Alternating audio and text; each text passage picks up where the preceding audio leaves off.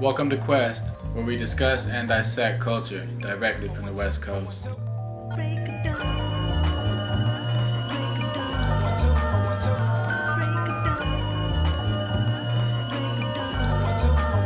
Join us in our quest for knowledge and understanding. Let's see where it takes us today.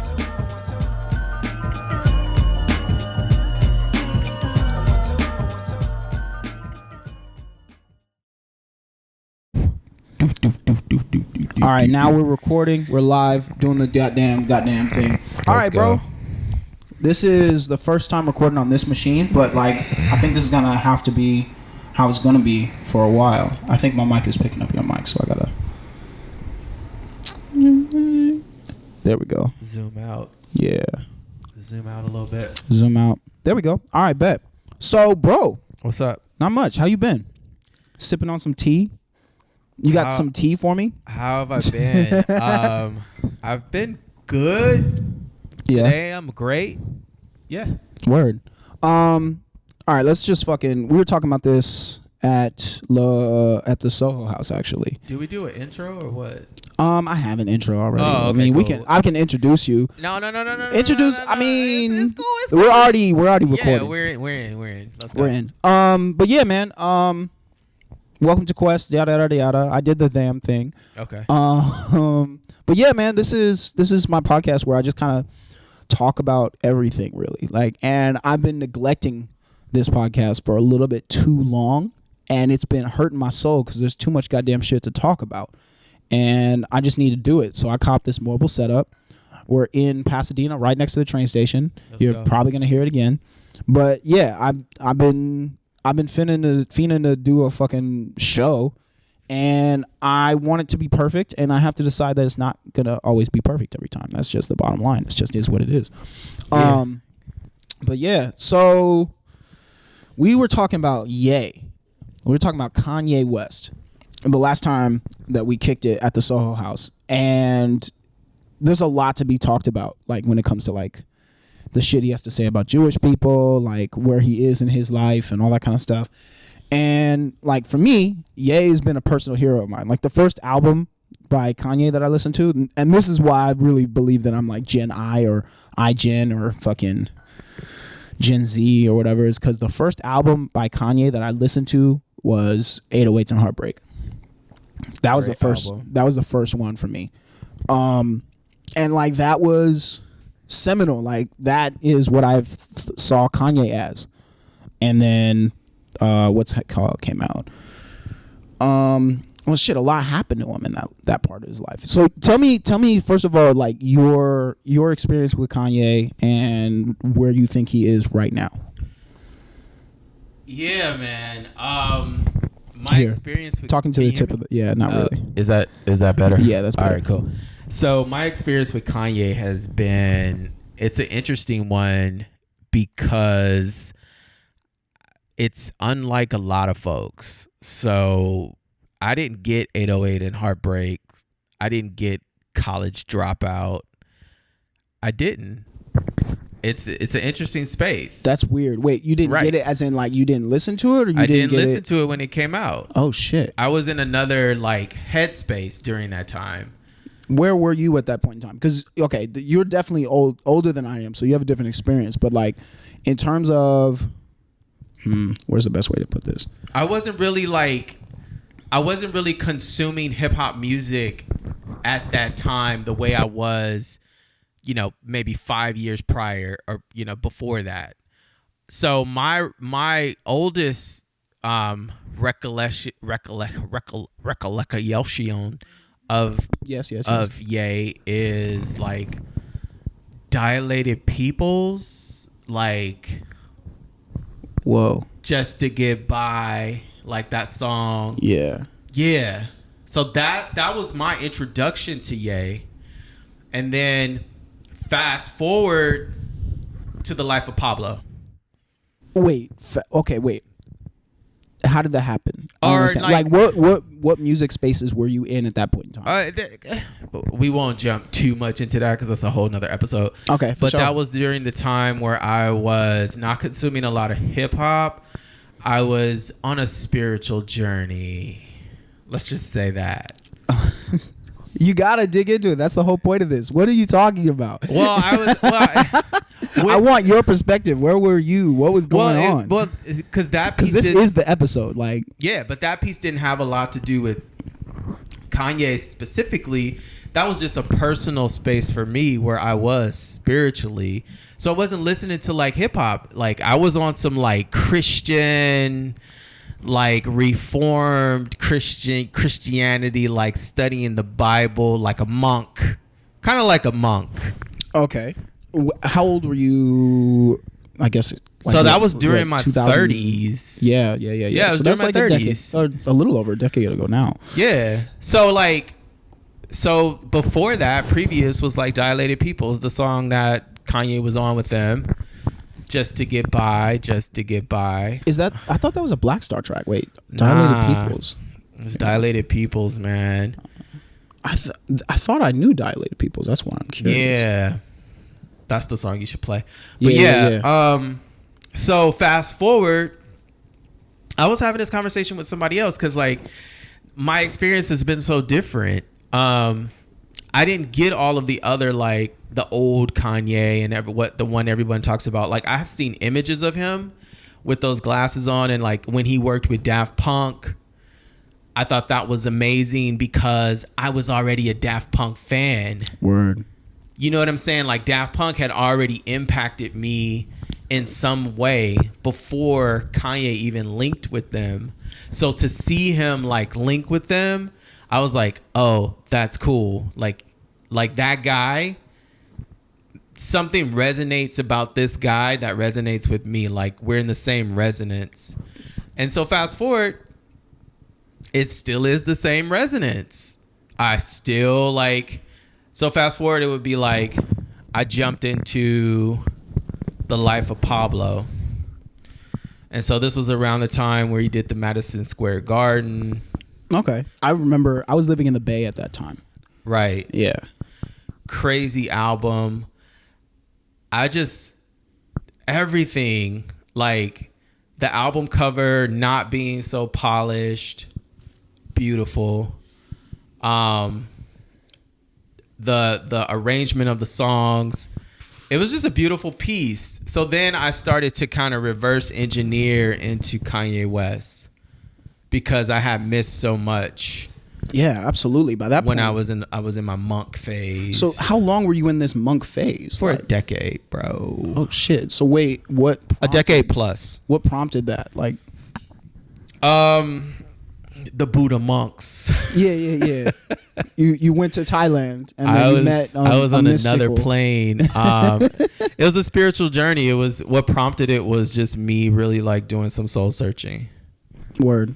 Yeah, it was a soul searching time, and then that's when like all my kids were born during that time. So yeah, that's interesting. All right, so it makes my perspective really like a lot different from a lot of people that I talk to when it comes to Mr. West. Yeah, like I was just at the crib. I was at the homie's crib, and he was talking about like I can't even talk about Kanye in mixed company. Like he can't even discuss Kanye West because of like what he was going through at that time. You know what I mean? Or what we're dealing with now. He can't talk to other people about Kanye just because like we have a different perspective on Kanye. Like. And because he's black, like we still claim him as us. You know what I mean? Like regardless of all the bullshit and all that kind of stuff. Like black people deal with cancel culture in a totally different way. Like yeah, I'm not a big cancel culture fan. I just said this to someone yesterday. Cancel culture to me, I can cancel someone personally. Yeah. But I don't want to cancel you because the culture says cancel you. It has to be something that I do on my own.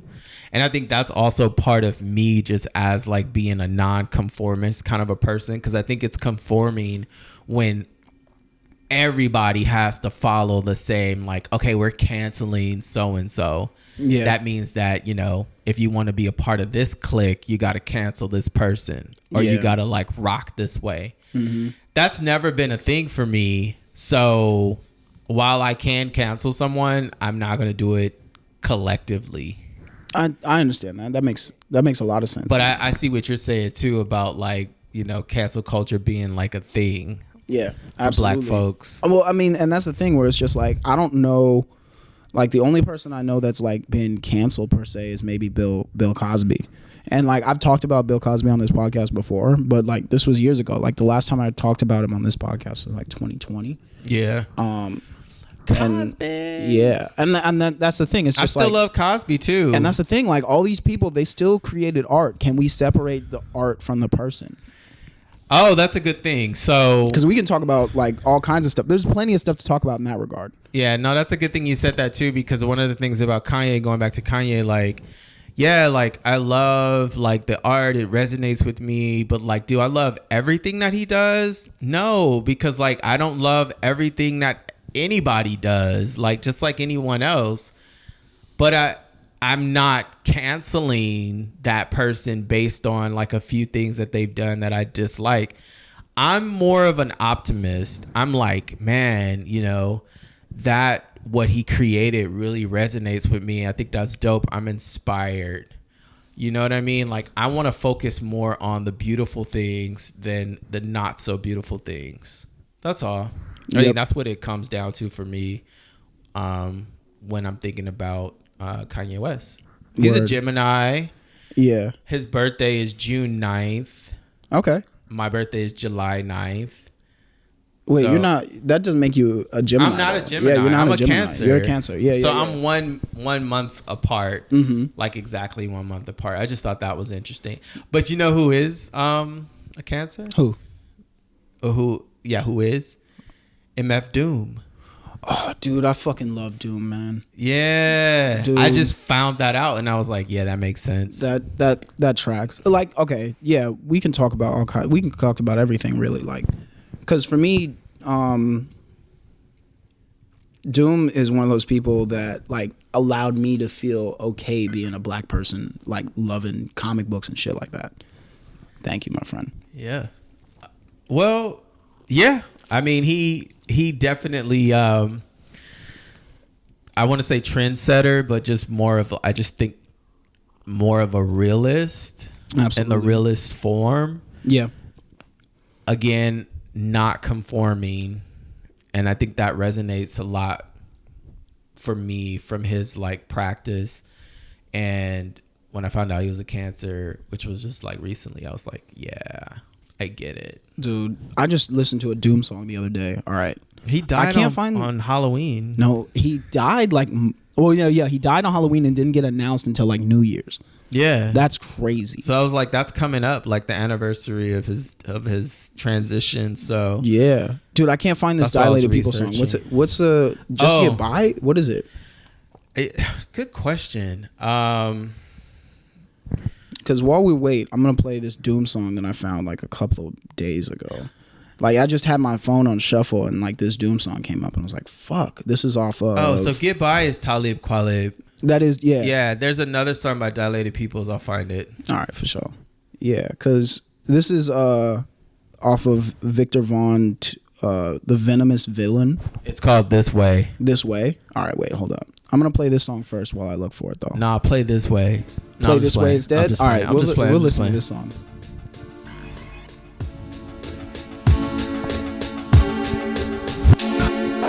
People came from miles around to hear Vic Rocket. He learned a few new styles since a 2-year-old pickpocket. Cludow, sad how sickening. Now get retarded like mad cow kicking in. Yick, Chris wasn't tricking. And what's in the stew if the flu is in the chicken? We all got our vices. Some got the gall to call the shots off the dices. And that's Vic, bring slaughter to your section. Have y'all's MC get an order of protection. His name rings bell, said Jake. He sings well, even with this King Hell headache. Hit him with an anvil to trigger a scandal. If not just to get free press off the nigga channel. He only plays for high prices and rates his hourly rate based on how nice he is. There's a lot of I murder you raps for lame ass guys out of nowhere, corny asses. I never heard of you cats. Guys like you mess up a lot of tracks. Ask your neighborhood about me while you rap and act tough and grizzly. Urinate on your jacket, leave you pissy. Star jockeys get your autograph for missing. Defecate on your best line, spit 3 verses in the cup and get busy. A whack ass coming this way must be cross-eyed and dizzy. You don't listen enough, see me pissing enough. Leave your yellow spots around your bed area, defecate around your head area. Precise when I meet that ass and greet that ass. LeBron what? Defecate on your apartment on Ponceria.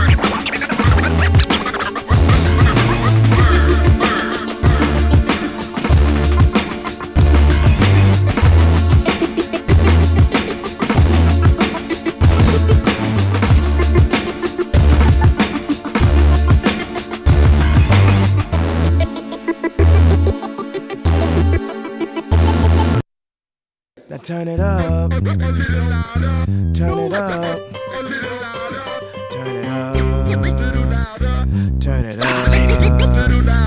Now turn it up. Can't live my, I can't live my, I can't live my, I can't live my. Yeah, I can't live my, I can't live my life this way. Continually get high instead of run around like one bird down. It's a new day, gotta do it big just to get by. Show no respect, can't live that way. You hold my check, can't live that way. Without my chick on deck, can't live that way. They say what they like, but I've been that way. Our moves calculated through the lens. Almost here, success will be the best revenge. Man, from Clint East to Kanye West, the sun can't chill, but every day it sets. This time I made up my mind. This time I'm back on my grind. I know there's things in my life that I'ma let go starting tonight. I can't live my, I can't live my, I can't live my, I can't live my, I can't live my, I can't live my, I can't live my life this way. can't live my, I can't live my, I can't live my, I can't live my. Kanye to the. My favorite girl wanna leave me just because I got a girlfriend. My freak girl told me now she a Christian. My white girl wanna move back to Michigan. I'm pulling girls off the bench like a 6-man. I'm in the club doing the same old 2-step, while Omega's doing the same old Q-step. I had my money on my mind, I was thinking green. She had pledged, aka she was pink and green. I want a good girl, she want a gentleman. We saying the same thing like a synonym. I wasn't really spitting game, I was scrimmaging. My penmanship so hard it needs censorship. I'm a Chicago win to Chicago wins till we blow like Chicago win. I don't know what's better, getting laid or getting paid. I just know when I'm getting one, the others getting away. This way, This time I made up my mind. yeah. This time I'm back on my grind. I know there's things in my life that I'ma let go starting tonight. Tonight. I can't live my, I can't live my, I can't live my, I can't live my. I can't live my, I can't live my, I can't live my life this way. Can't live my, I can't live my, I can't live my, I can't live my. I can't live my. Here we go. Go ahead, flip a coin so the game can start. Believe I know the drama kid named the part. I learned before the hot flame came to spark. It's like before the pop fame came to park. But this industry will play with your life, man. They're playing with your rent, food, water, and lights, man. That's why Rocker brings it like that old Toddy T jam, the battle ram. Then I'm off to Amsterdam to rest up for strength to deal with this weight, to deal with these deals, to deal with this hate. I dedicate this to Jam Master J. Run DMC, show me how to walk this way. This time I made up my mind. This time I'm back on my grind. I know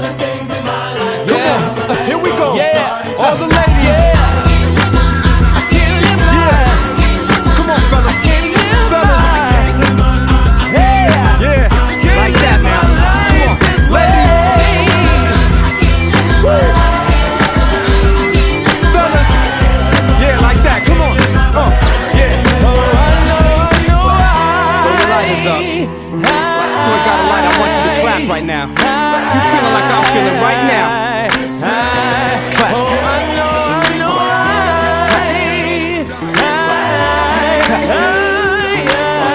Take it home.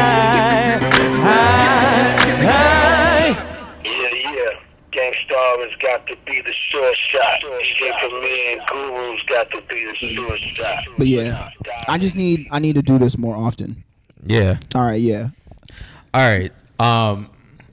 So yeah, that's the track by Kanye that you were talking about before. Yes. So that's where you got into Ye originally. That's where I left off. That's where. So you it was left off. 2004. Okay.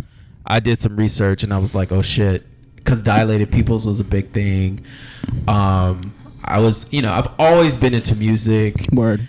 And hip hop has always been a huge influence. But during my monk period, just like a monk, you kind of go in the Himalayas, you go in the mountains. Word. And you kind of disconnect from all of those things that you were connected to. And so that was one of them. So that's where I left off with Ye, which I still think that song bangs. Word. That's a hard track regardless. Okay, so when it comes to Ye, for me personally, like in terms of like, let's just jump into what he's just been doing right now. Like, all right, let's go. The tweets about like Jewish people, like. Yeah, let's talk about it. That's fucked up. First of all, like I'll say that from the jump. Like it's fucked up, all that kind of stuff. I think he's saying some outlandish shit because he wants attention. And what we were talking about before is that he's doing this for attention so he can sell clothes. Yeah, I think a lot of people think that. I think some of the stuff he really believes. And so this is my view too, because as a monk, and on my spiritual journey, I've been introduced to a lot of different ways of thinking, and ways that we as black people haven't necessarily been privy to. So I haven't heard everything Ye said. I'm pretty sure he said some crazy shit. Yeah, he normally says some crazy shit. But there are some things that he's saying that do resonate. Word. Or he talks about the Jews and how he's jealous of how they disconnect. They put their phones down. They help each other in business. Even where he starts talking about black people being the Jews, the chosen people of God. That's been a thing for a while. That's been a thing, right? For a while. And I think what's interesting to me about that in terms of just like, because that's something that Kendrick was talking about too, with like the Black Israelites and Kodak Black too, who are like. Kendrick doesn't have as many like problematic moments as like Kodak Black and Kanye do. Right. But they all have this same thing where like black people are the original Jews and all that kind of stuff. And like that's a thing all over LA. Those Black Israelites, you'll see them in the hood wearing their fucking get up with their purple shit and all that kind of stuff. So let me just interject just a little bit. Yeah, like go for it. I feel like there's an extreme way of doing it, which I think Kanye's been leaning into. Because when you say the Black Israelites, I feel like sometimes like, and also extreme is a subjective term. Like that could be considered extreme by some folks, preaching on the corners and whatnot, trying to call people out and stuff. I think there is, it's hard to decipher because there's truth to it, but we don't have all the truth because it's been so convoluted over time to like create confusion. And so when we get a hold of a little bit of the truth, we're trying to really like figure it out. I think Kanye does have a lot of the truth, but his way of delivering the information is not as polished as I don't know, maybe as it could be, but I don't even know because it's like it's just him. It's just how he delivers information. Well, yeah, and the thing that I have a problem with, at least in that regard, is the fact that he doesn't have, and not to sound like a hypocrite, but he doesn't have an education in that space. Like, you know what I mean? Or I'll say this, and I'll be less of a hypocrite. He doesn't read very many books. You know what I mean? Okay. So like, I feel like he's not the right person to be doing all this kind of stuff. But like, also, this is the same dude that gave us all this other stuff in the past. I would say that reading books doesn't always equate to the knowledge. So you got to think about that. You can get a deeper knowledge through books. However, experience is one of the best teachers. And this man he's opened himself up to experience life in this way around all these sharks, fucking and MAGA Republicans and shit. The Republicans. He's opened up his life. The Kardashians. He's been in those circles. Like, he's lived in those vibrations. So this man is like privy to a lot of information that niggas just will not ever be able to like comprehend from a book. So that's what I'm saying. Like, to your point, yes, but also and that too. But that's like, all. okay, so I understand where you're coming from there, but I think there is something to be said about actually having intelligence, like experience for sure, but like just having conversations with these people. I don't really know if these people are on his side in that regard. Like, I don't think these people have his best interest at heart. Yeah, I don't think it's conversations necessarily. I think he knows. And if you hear me, I keep saying I think because at the end of the day, we don't really know. We just get sound bites through the internet or through radio or tweets. Yeah. So, which I will say is a very smart thing. I know, like, what am I pointing at? What the fuck are you pointing at? I'm just hands in the sky.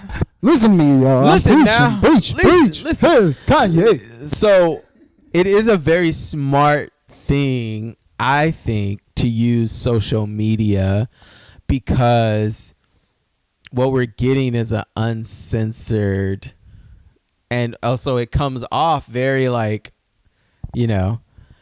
it comes off very sloppy, but it's uncensored because life is messy. Real life is not polished. Life is super messy, bro. Right. Life and so he messy. gives, and I think that's the thing I respect the most. So yeah, we love Kanye. He's the best. Look, and that's the thing. I do love Kanye. That's the thing. I do love Kanye, and I'm not going to be the guy that says like, "Oh no, cancel Kanye." But it's like, all right, let me just look at this like with a grain of salt and like take it as it is. I don't want to use this excuse. I'm not going to say I have a bunch of Jewish friends, but like I got a bunch of Jewish I have so many Jewish friends. No, but like I think there's a conversation to be had about mental illness, first of all. Okay. That's number one for me. Number two, there's a conversation to be had about like, who is he talking to? Who's giving them this information? Why is he feel the way he does? You know what I mean? And then experience is a great teacher, but I don't know what he has experienced that has provided him with this perspective.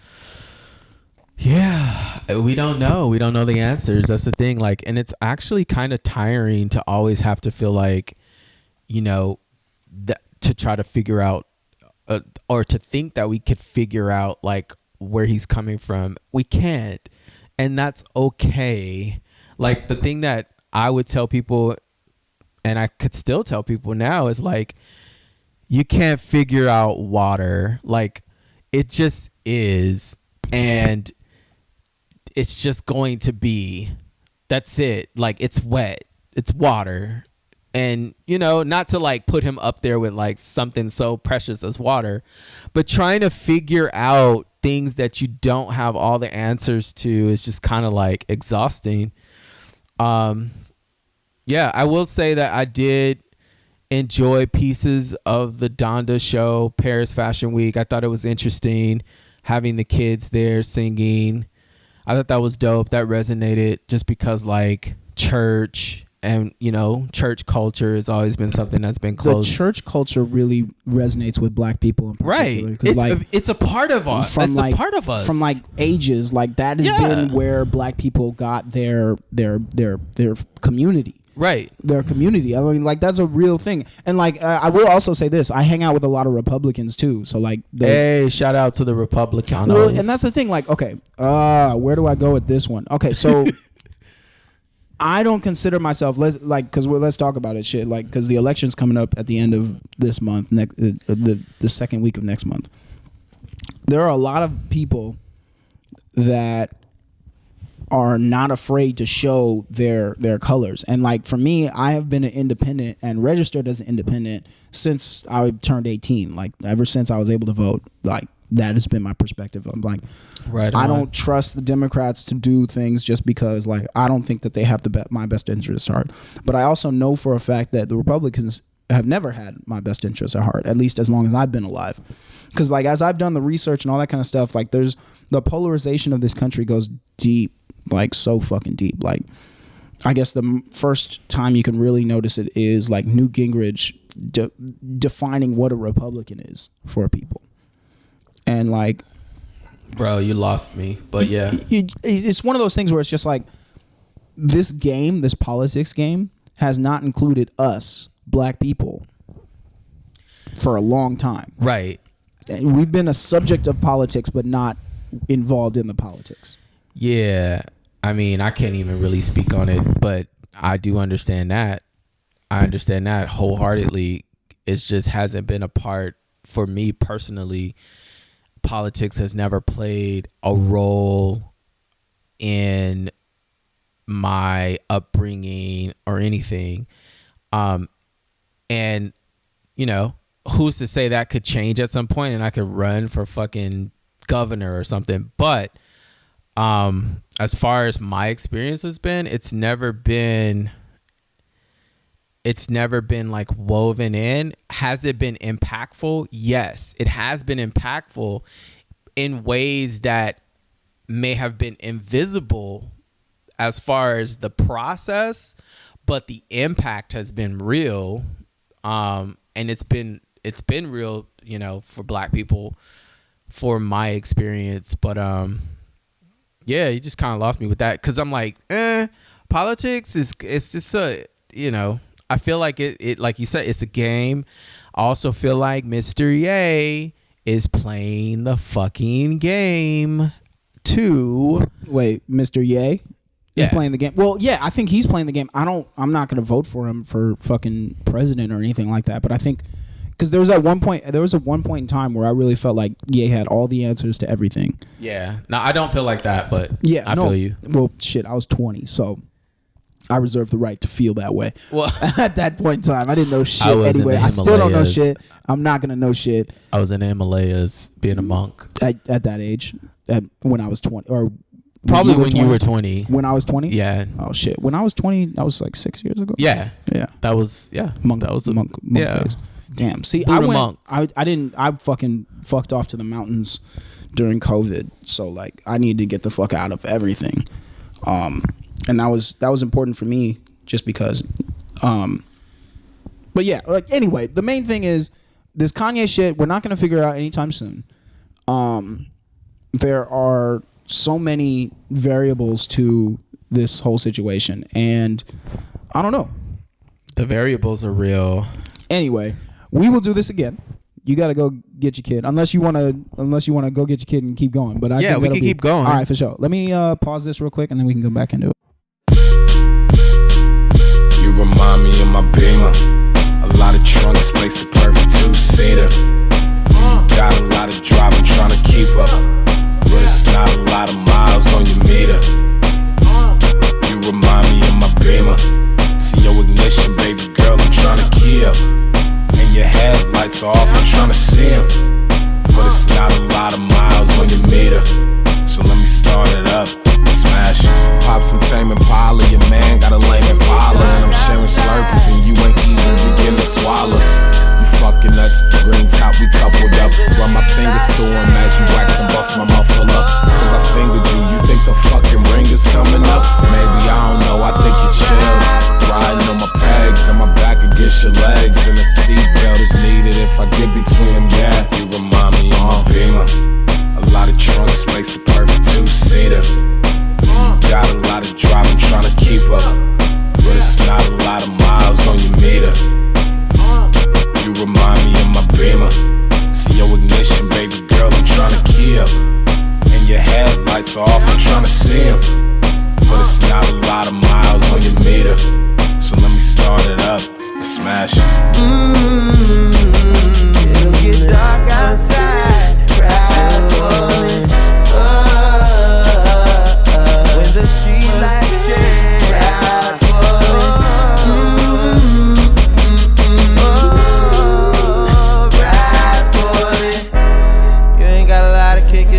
it's cool, we're moving slow. You remind me of my Beamer. A lot of trunk space, the perfect two-seater. You got a lot of drive, I'm trying to keep up, but it's not a lot of miles on your meter. You remind me of my Beamer. Smash, smash. You remind me of my Beamer. Where you been, man? Oh, I had a drop off to make over there. Hey, have you seen Salem? She was that new dude, Wolf or Darnell, whatever his name is. Fuck that nigga, man. Hey, you know where they went? I see him going down by the lake. We are back. All right, but back. Yo. Okay, yeah. You wanted to talk about fucking more Kanye. Let's talk about Kanye on Drink Champs. Let's discuss. I got a can of these Drink Champs. Yeah, I think Nori's brilliant. I mean, Nori was another person that when he first came out, well, Capone and Noriega, but then when he went solo, like just a huge fan of Nori. Huge. That was before I went into the mountains. So it's dope to see Nori on this side after Monkism for me, kind of like still doing the thing, but like in like a whole different way, if that makes sense. And so for me, Drink Champs is dope because the fact that Ye would be on there, I think is like a testament to say, yo, these are my homies. I'm going to use my star power to promote their show. Because they got an award from the first one. They did. Okay, so here's the thing. All right. So I look at shit like that. With the Kanye shit, though. Yeah. He was saying some wild shit. I know, but see, like, I don't even be paying attention to some of that shit because I'm like the nigga that watched the movie and be looking at, like, the way it was shot. Sometimes I'm not even paying attention to the plot because the way the movie was shot is also art and it can be overlooked. So I'm just too busy looking at the fact that they're in this space. Ye's using his star power to help put their show on to boost their ratings so that they can feed their kids. I'm looking at that shit. He did say some wild shit. Definitely said some wild shit. He did say some wild shit. Let's just not well, and act that's like the thing. that didn't happen. Well, no, I understand what you're saying, though. Yeah, I'm just, that's my perspective. You appreciate the fact that they did the thing in the first place. Yeah, my perspective is always kind of looking from a broader lens. You know, him wearing the shirt that the homie made. The which shirt you talking about? The Tremaine shirt. Oh, it was the okay. Supreme airbrush. So it was original. It was a parody on the Chucky shirt that was made famous through Supreme. That was done by artist Shirt King Fade, and so Fade created a specific shirt that looked like Tremaine Emory, but in a Chucky form. That's cool. I did not know that. I'm gonna have to take a look at that. Right, and so this is the thing. Like, he's putting on the homies while he's saying his wild shit. There's so many levels to it because there was a lot of shit that went on with him and Tremaine about Tremaine's position as Supreme, because Tremaine is the creative director for Supreme. He's also the dude who does Denim Tears, but he's the creative director for Supreme. And so during Kanye's like Instagram rants and stuff, Kanye had brought up Virgil. And then Tremaine like clapped back and was like, "That's why you wasn't invited to his funeral." Whoop de whoop whoop whoop. And then Kanye was like, "Nigga, shut up. How you the creative director of Supreme and you don't even skate?" Like, yeah. So I get that. You know, it was kind of like they were going back and forth. So him wearing the shirt was also just kind of like that. Kanye's a fucking comedian, bro. You should know that as a comedian. Like, dude is a comedian. You do not want to. He does wild shit. Yeah, like comedians do wild shit. Yeah. What do y'all do on stage? Like, it's you take truth and then you like twist it, like present it in a way where it's funny, but it's like getting the point across. Comedians are important, so he even has that I don't even know why I'm getting all riled up. I want to go back to my sexy voice. Well, I mean, we can go back to the NPR. All right, NPR. Let me stop. But you know what I'm saying? Like, all I'm saying is, like, comedians, like, he has that attribute to his personality, which is a very special one, just like a Richard Pryor or Eddie Murphy, where as a black man, you use that as a leverage to like to get points across. That's all. Well, yeah, no, that makes sense. I mean, okay, I think black people in podcasts, first of all, is necessary. Black people in comedy is necessary because there's a like, I've never performed in front of a black room, like, as a comedian. Like, that's something that, oh shit, yeah, I know, right? That's something that I think more of my stuff would resonate in a different room with a different audience, because that's the other thing about comedy is, like, not everything is funny to everybody, first of all, right? And then second of all, it's like, you got to be in the right room. Like, you got to, not everything's gonna hit, and not everything is gonna, not all the references you make are gonna make sense if you're not around the right people, right? Like, the audience, yeah, not everybody can get it exactly. But I guess what you're saying about Kanye being a comedian, that makes sense, because he just does wild shit to get people's attention. Yeah, and that's all the comic. That's all comics are trying to do. They're just trying to get your attention. So that's what that shirt was about too.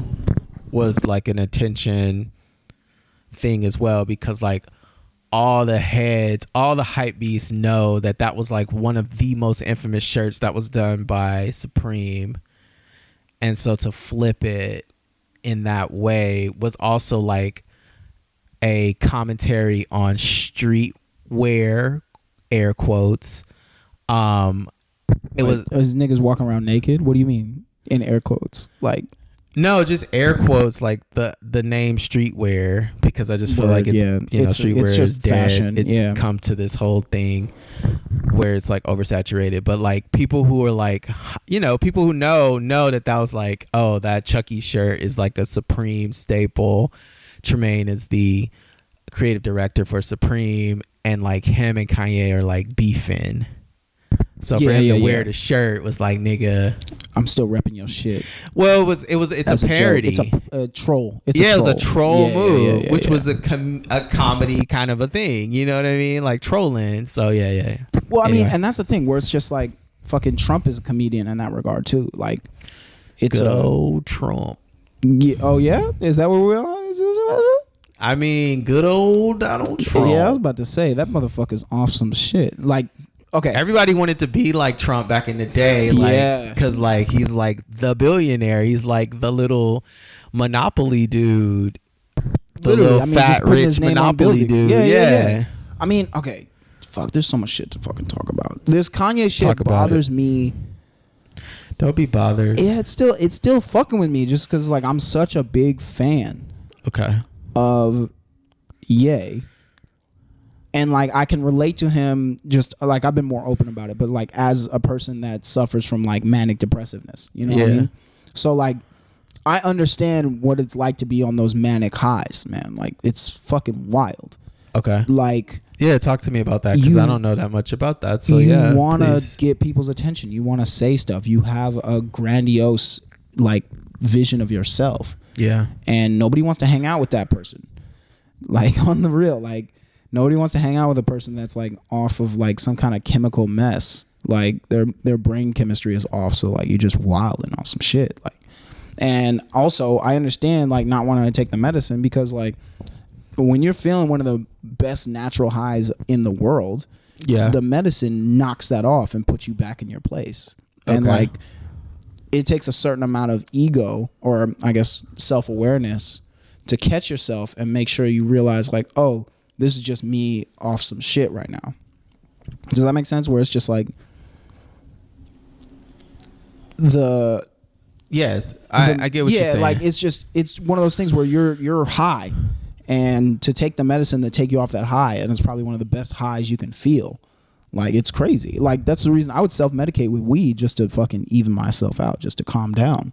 Yeah. And be just like, let me just hit this blunt and then I'll chill out. And like that was my self-medication for a long time before I even knew like what these fucking manic episodes were about. Like, cause I was like, when I was living up in the Bay, like I'd just be out. I'd be on the streets or whatever, and I'd see whatever I'd see. You know what I mean? And like being on the streets, like if you see an opportunity, you can just take that shit, especially if you don't give a fuck about anybody else in that situation but yourself. But what do you mean though? Opportunities. We don't have to go in. I'm not going to go into that. All but right. like, I was like, wait, because you're not talking specifically. I'm like, what are you talking about? Okay. Okay, look, I'll just say it like You've this. been delivered. Yeah, let's just say it like this. Like when you're out on a manic episode, Got you it. feel like you can do anything. Okay. And for him, I can relate to that, and which is why I want to feel bad for Ye, because it's like, all right, this is clearly a dude suffering from mental illness. This is clearly a dude wilding and saying some shit just to get people's attention, and he also feels like he's God, like and like not in a, like a fucking, not in the same sense that like. Let me ask you a question. Yeah, ask. We're only getting snippets of Mr. Ye. Yeah. So, and we don't get to see him behind closed doors. Like the other, fucking 22.5 hours of the day that we don't get to see him out of this like hour or something. We watched the interview or heard him on Instagram. Like, do you think he's really wilding out? I don't necessarily know, but I wouldn't imagine that he is wilding out. I would say that, I feel like when he has these platforms to get these words out, he's doing the best he can to try to like communicate his ideas to the public, based on like what he knows, and like in addition to his mental health and all of that like factored in. But I feel like a lot of times we take that little information and because that's all we have, and we use it to kind of like try to formulate this like category to put people. And I would say not only for Mr. Ye, but also for like, I'm calling him Mr. Ye. Not only for him, Mr. West. Yeah, Mr. Ye West. Dr. West. I think that's his pops. So I'm just saying, like for him, like not even for him, for other people too. I think we do that too. Someone might look at my Instagram and just like create a box to put me in based off of that without even like knowing me.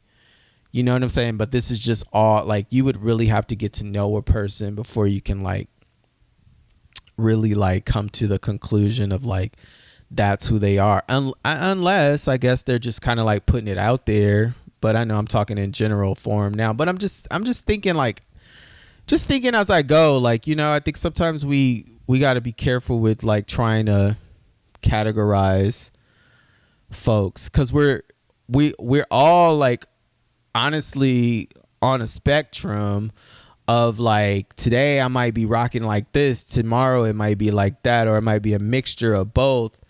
So there's never really like a pinpoint, unless there is a pinpoint or like this person is specifically like this, when that person has like agreed to a certain role or a certain avatar that they're going to like live in day to day, which is fucking scary, because that's not really them. That's just a shell.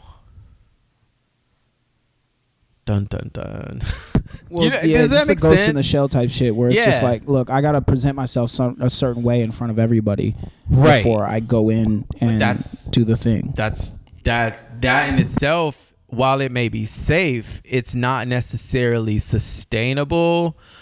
And I can only speak for myself, but yeah, it's not sustainable, and it's probably would drive me crazy.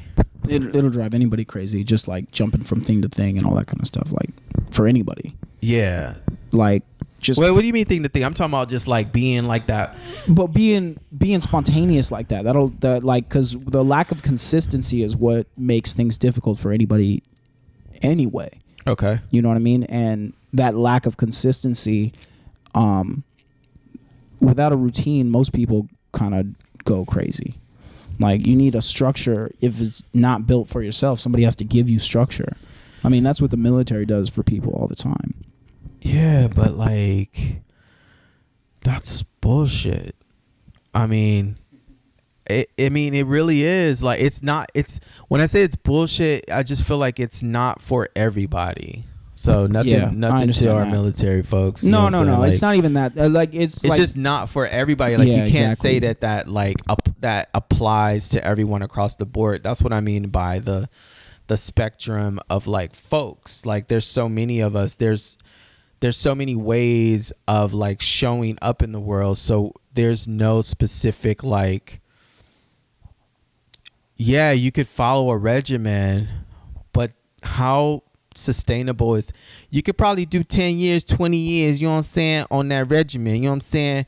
But that's why you got niggas, case in point, regimen, like routine. That's why you got married niggas going out, you know, doing the thing with other dudes. Oh, that part. And women, you know what I'm saying? Yeah, like that part because they gotta like have this like structure. Oh shit, I'm getting loud.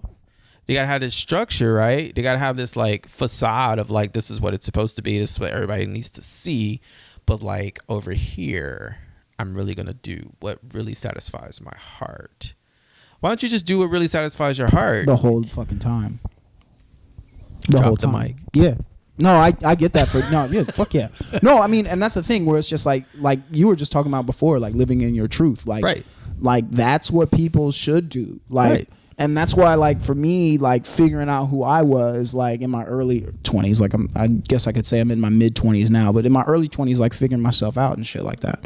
Like, fucking going around doing whatever I had to do, whatever. Yeah. But, like, now I know better. And I know what my heart actually desires. You know what I mean? So you had to, like, you know, you go through your experimental phases or whatever. But not everybody gets to that point. I know. I've noticed that. There's a lot of people that, like, all right, I'm 18. I have this partner, significant other. This is it.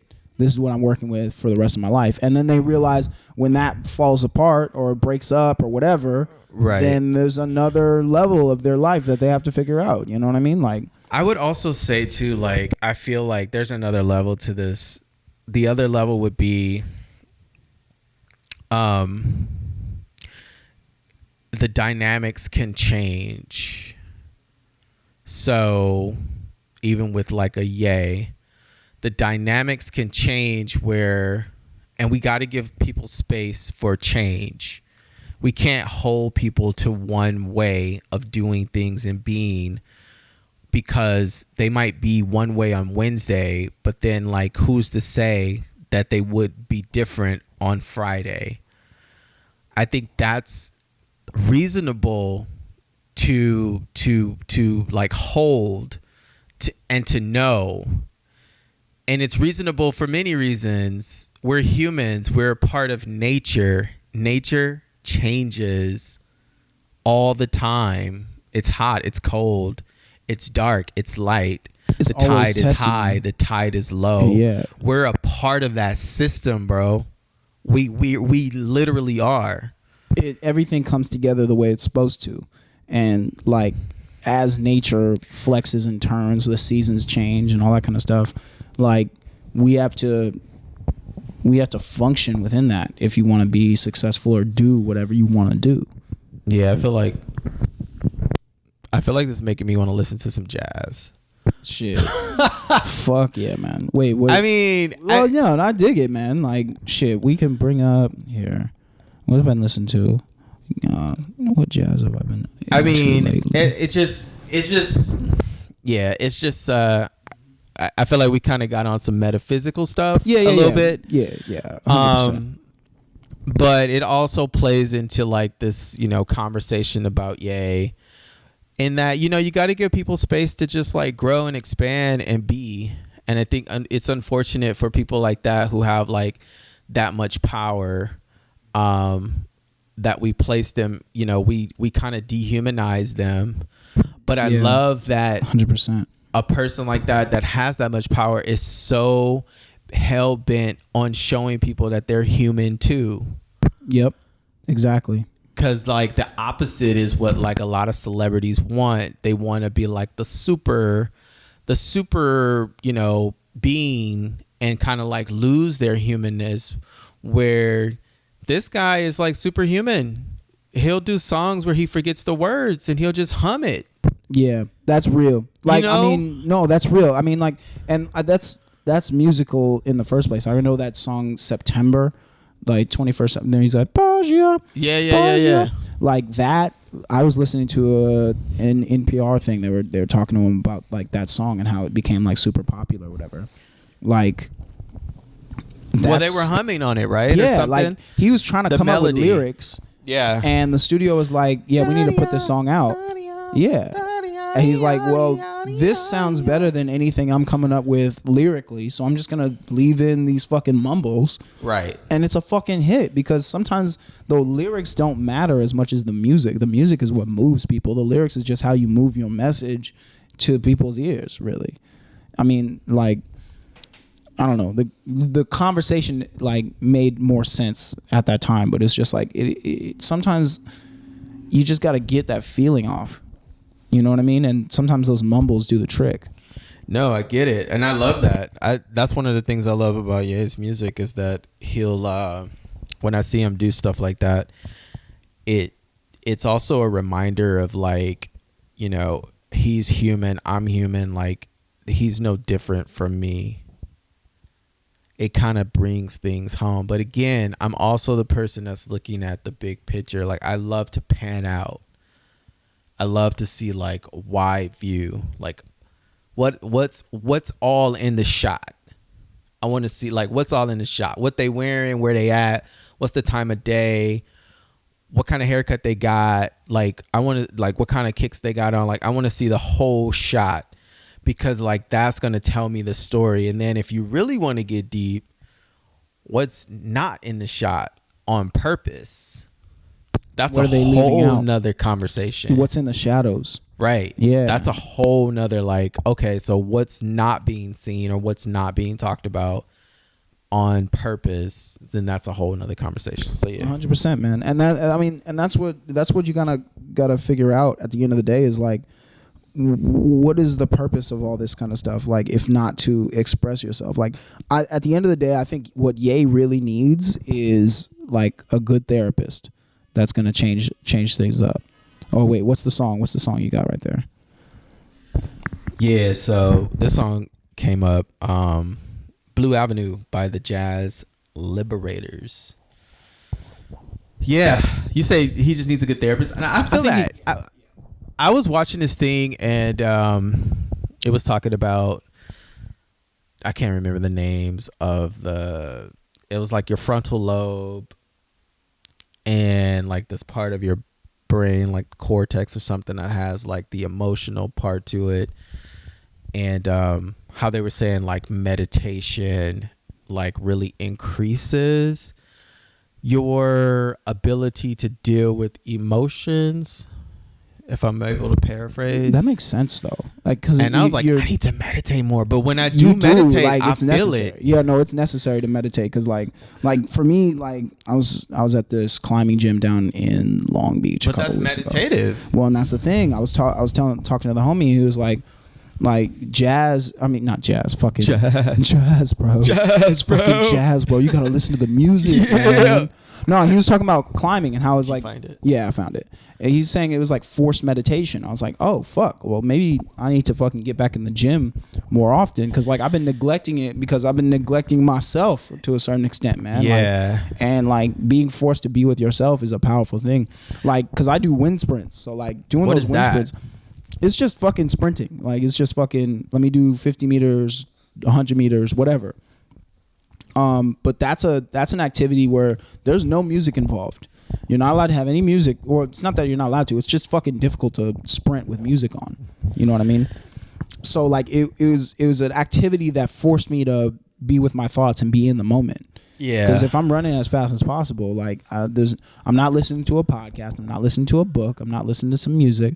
I'm just me, my fucking feet, and the track, and I'm just running. But there's also a rhythm there. There's hella rhythm. 100%. Like the music that is just the whatever nature provides for me in that moment, my heartbeat, my breathing. Wait, so is this on a treadmill or this like? It's on a track. It's on a track. Oh, you're like, on. Okay. Yeah. Like for me, like finding a high school is necessary whenever I find a place to live because it's just like, all right, where's the track? Like, let's play this song. Well, Blue Avenue. Yeah. Just real quick on the meditative thing too. I just wanted to say that, there's so many different ways that you can meditate. Like it doesn't have to just be sitting still. That's one way, but like rock climbing, like you showed me that, you know, the images you showed me. But then like also like running, I forgot exactly all I was gonna say, but meditation is key, and I need to do it more. Yeah, I need to. You have a gym more downstairs. You need to work out, bro. Like that's gonna help you fight your demons. Like for me, working out has been the only way for me to like fucking. I've been there. I've done it. So I get it. I've been there before. Yeah, the gym. Yeah, like where they lift heavy shit. Yeah, I've been to one of those. I've been to one of those. Yeah, but not even just figuratively. I've been in a space where, you know, a routine of working out has helped improve. But there's also, I don't know, I'm not gonna get too deep into my own shit right now, but like there's something there that's been like calling me to do other things to find meditation. So I meditate in the park. That's a good sit. Spot. That's a great spot. You know what I'm saying? Like I like to connect, or like going swimming is another way that I meditate, or even like taking a bath. Like that shit is really meditative for me. So like I found other ways to do it just because like I don't be feeling like working out. But yeah, that's it. I don't think anybody feels like I don't think The Rock feels like working out at fucking 4 o'clock in the morning when he wakes up in the morning. That like I'm not saying you need to be at The Rock's level. I'm just saying like there is value in doing it, and this is something I've learned for myself just doing it these past few months, like working out regularly. Yeah, is that like I have more clarity when I'm working out. Yeah, that's the meditative part, right? Like that's like the being able to clear your mind.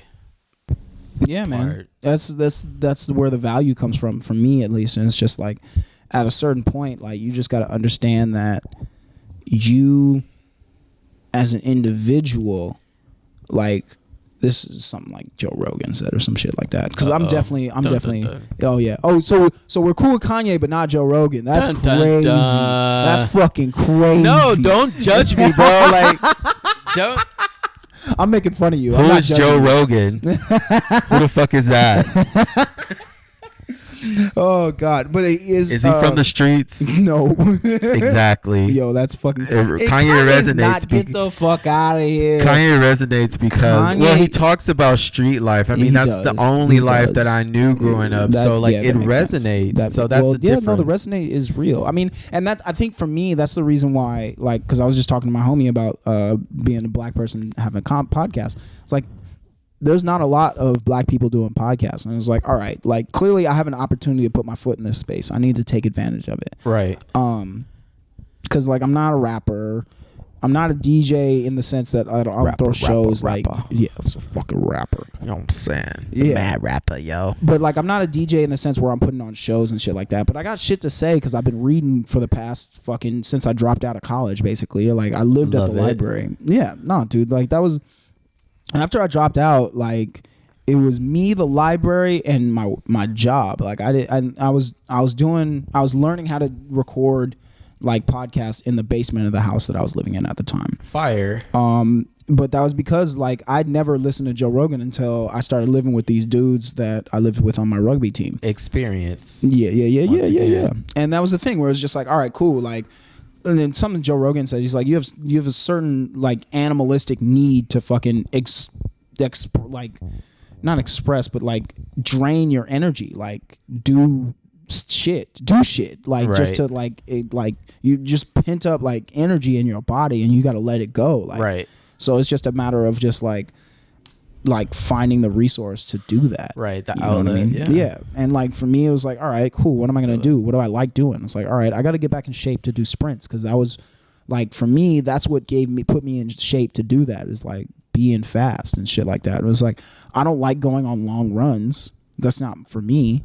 Cross country. Yeah. Cross country Jones. Yeah, but like I got to the point where it's just like, all right, well, what is for me? I was like, all right, I like sprinting. Yeah. Let me get back into that. Like, let me do that. Or like, I Running remember is actually fun, bro. Once all the shit is you right, get into it, like you reach the runner's high is real, dude.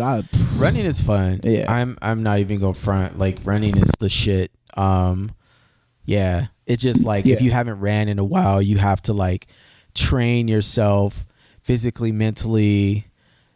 And spiritually too, man. Spiritually, it could only take a week. It could take like a month, but it could take a week. And once you in there though, it's like that shit's fire. No, running is the shit. No, that's the way to go. Put on those hoochie daddy shorts. Yo, and let's go.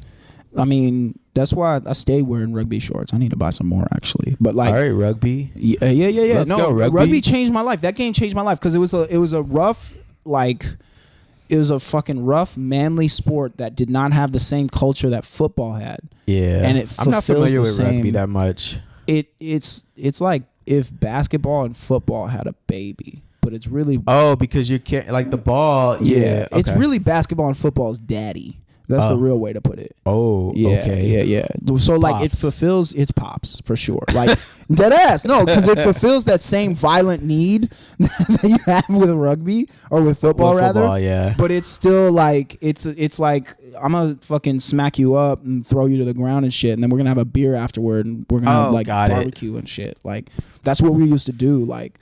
Well, we would play Reno or whatever, and we'd like stay the night at like their place and just throw a fucking rager. So it was more about. It was kind of like what I was talking about earlier. It was more like panning out, and the big picture was not only the game, but also like the energy of the community. Yeah, like the community was like the main thing for me. It was just like. It's like these are the dudes I live with. This is the team we're on. We have a goal. We work out together. We live together. We feed each other. The whole deal. It was like a fucking pirate ship. Yeah. And then it's like, all right, fuck it. We're going to Sacramento. We're going to Chico. We're going to like tournaments and stuff. We're going matches. Like matches. Okay. And like we'd play the other team, and then we'd have a fucking rager afterward. You know. What is a rager, bro? We drank a lot of alcohol, smoked Rager, a lot of weed, and I was the DJ for every single party at my house. It was fucking great. Let's go. It was a vibe. And like I had my big ass speakers, and I had my turntable, I had my controller. See, that's the one thing I need to get good at is analog, like turning vinyl. Let's go. Because that is not something that I have. I mean, you could do it. Yeah, I'm sure It's just like anything. It's just like it'll take you a week. Yeah. Why do I sound like that? Oh. Oh, okay. But yeah, yes. I was like, wait, what? No, this microphone is mad sensitive. Like I've had trouble with this microphone for a while. I just don't want to buy a new one. But it's not that expensive to buy a microphone. Anyway. Well, we're good. Yeah. I mean, I think it'll like if you spinning vinyl, it'll probably take you about like a week. Just like getting back into like running. Yeah, exactly. Because you know music. I know it's music. Just like I know what goes dropping with what. the needle. Yeah. And you gotta be whack at stuff before you're good at it. Exactly. So it's just a matter of just doing it. Exactly. That's everything. It's just also like deciding what you want to be good at too. What do I want to be good at? Because like you could people influence you to do everything and do anything. And it's like, well, do I really want to spend my? Do I really want to be a skier? Do I really want to be, especially at my job? Like, whatever. I'm not going to talk about it too much, but like, it's like, let's get into this. Let's get into that. Like, it's like, all right, well, look, I have other things that I'm passionate about, like this fucking podcast. That like, I think I have potential to actually do something really powerful with, and like, I'm in the perfect place. I'm staying at my mom's house. I spend all my money on traveling, like, because like right now I'm planning a trip. Where are you going? I think I'm going down south. I need to go down south. Going down south. ATL, shawty. Yeah. Well, no, it's the sun belt. Like basically, all the southern states are like the best place to be in the wintertime. Oh. Like I don't like being in the Bay in the wintertime. Can't say that. That's not true. The Bay is cool in the wintertime. It just rains a lot. Like. Which is like cool, but like it's not for me. And what then about the Pacific Northwest. I've only stopped there. I mean, a you couple of said times. rain, so Well, it's like yeah. it feels like that's like rainy. I'm not rainy against the town. rain. I'm just a Californian, and I'm from Southern California, so I'm just spoiled. I think that's the best way to put it. Like, I'm spoiled when it comes to weather. But yeah, the South is like the best place to go in the wintertime, just because it's not as humid. It's relatively warm. By comparison to a lot of other places you can go, like Montana or Chicago or New York or whatever. But Who like, goes to Montana, bro? niggas that snowboard, like Oh, niggas that I'm like, snowboard. Who goes to Montana? Niggas that want to be outside, you. niggas It's like me outside, that yeah. need to be outside for like at least a certain amount of time per day. Gotcha. Like, I'll go on a walk, like just it's like fuck, I haven't been outside. I need to get like out, like, so I'll just go on a walk. Just adventuring. Yeah, man. Sometimes you need to. I was reading. I'm almost done with this book. It's called The Vagabond's Way. It's actually what inspired this mobile podcast setup. Dope. Because I was watching Ari Shafir's podcast. He's a comedian. He got started at the store, but he's in New York now. But he was in Paris with this guy, Rolf Potts, who is like a travel writer. Okay. And he was recording his podcast, and he was just walking around Paris. Just like, all right, and this is the Louvre. And then they'd sit their asses down and just have a conversation. Yeah. And then it was like, all right, let's walk somewhere else. And so, Nah, all right, cool. I mean, there's beauty in that. Like, it's beauty in that kind of like spontaneity of like, because you just don't know what's gonna happen, and like magical things kind of spark through that. Exactly, But and it that's just why I takes started people doing being this. open. Yeah. And that's I'm why I glad started you're doing this. doing I'm it, like, 'cause fuck you're it. I in got my my room, backpack. I got like- all this shit. Yeah, fuck it. You just pulled up. We're in Pasadena. Let's go. Yeah, fuck it. I mean, and that's the thing. It was just like, all right, if I'm not gonna get a studio, and that was the thing. Like, I fucked a lot of shit up, like trying to get a studio. Well, I didn't fuck it up, but like, I fucked one person anyway. But like, well, like, okay, it was one of those things where we shouldn't talk about this. Okay, but like sometimes we're you gonna just talk about it don't anyway. don't fuck people you work with. That's the bottom line. Oh yeah. I was like, you're bad, and she was like, yeah, you're bad. And I was like, let's yeah. Anyway, I'm not gonna talk about this any further because then I will have to edit it out, and I really don't like editing. Okay, so we won't even talk about that. But yeah, like, I fucked up a bunch of situations. Like, I found a spot that was cool. I'm and gonna then counter it was too that. expensive, and then I found another spot. Nope. It was cool. It was too expensive. And it was like, maybe I should get an apartment. And I was like, Nope. I don't really want to invite people to my home like that all the time. It's like, Nope. I'd rather be a guest. And then I got to the point where it's like, all right, if I'm not going to invite people over, what am I going to do? And then I saw this podcast, and I bought the book. I'm almost done with the book. I watched the whole podcast, and I was like, all right, what the fuck am I doing if I really want to do this, then why am I not doing this? Well, I'm just gonna. Oh no, and I get it, and I congratulate you on moving in that direction. I think it was a great idea for you to like find a space for you to still do your craft and not be held back by all these things that you were looking at as, you know, cons instead of pros. Now, me being Mr. Optimistic, I'm going to say that I don't really necessarily, I wouldn't look at it like, you know, you fuck some things up or whatever, you know, some opportunities were missed. I look at it as the journey, like, again, we're going to pan out. And so the journey is really the most important part of anything because that's really all you got. And so during this journey, I'm sure you learned a lot about yourself during this process. Like, I'm obsessed with process. I'm obsessed with like, how did you get there? So like during that process, you learn so much about yourself. You learn about new technology. You learn about other people. You learn about like things you want to do or don't want to do. And it takes you to a space.